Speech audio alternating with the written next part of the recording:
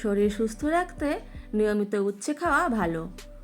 ট্যাংরা মাছ দিয়ে উচ্ছের ঝোল এই রেসিপিটি গরম ভাতের সাথে খেতে খুবই সুস্বাদু হয়। বাড়ির ছোট বড় সবাই ভীষণ মজা করে খাবে। নমস্কার বন্ধুরা, আমি শিল্পী মল্লিক, হ্যাপি মাইন্ড কিচেনে আপনাদের সবাইকে স্বাগতম। আজকের রেসিপি ট্যাংরা মাছ দিয়ে উচ্ছের ঝোল। রেসিপিটি সম্পূর্ণ দেখার অনুরোধ রইল। সঙ্গে থাকবে অবশ্যই কিছু ছোট্ট ছোট্ট টিপস। উচ্ছেগুলো ঠিক এরকম করে কেটে নিতে হবে। যেই উচ্ছেগুলোর ভেতরের বীজটা শক্ত হয়ে গেছে সেই বীজগুলো ফেলে দিয়ে কচি বীজওয়ালা উচ্ছেগুলো বীজ সহই কেটে নেব। আলুটাকেও উচ্ছের মতো করেই লম্বা লম্বা করে কেটে নিয়েছি। জল দিয়ে ভালো করে ধুয়ে নেব। ভালো করে ধুয়ে একটা ঝুড়িতে রেখে জল ঝরিয়ে নেব। এই রেসিপিটি রান্না করতে বেশি তেল মশলার প্রয়োজন হবে না। ট্যাংরা মাছ আগের থেকে কেটে ভালো করে ধুয়ে লবণ আর হলুদ মেখে ম্যারিনেশন করে নিয়েছি। কড়াইতে সর্ষের তেল গরম হলে ট্যাংরা মাছটা ভেজে নেব।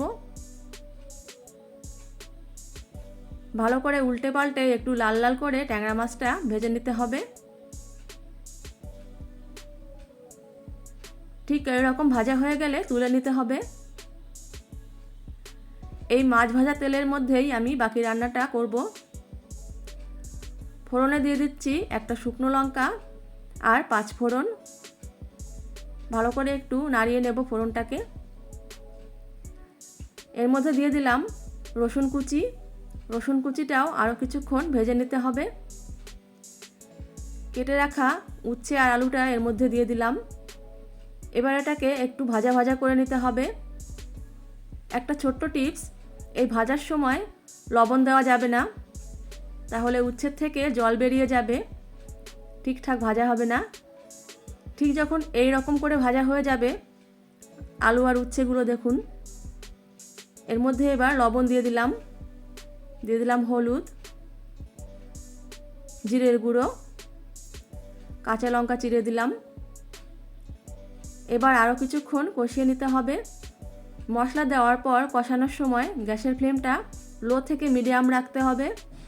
এই টিপসটা অবশ্যই মনে রাখতে হবে, তা না হলে মশলাটা একদম পুড়ে যাবে।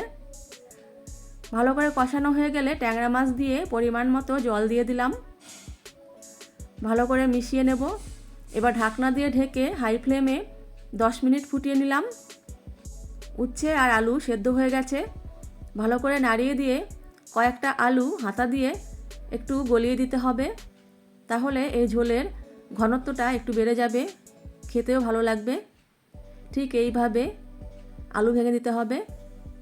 তারপর ভালো করে মিশিয়ে দিয়ে ঢাকনা দিয়ে ঢেকে আরও 5 মিনিট ফুটিয়ে নেব।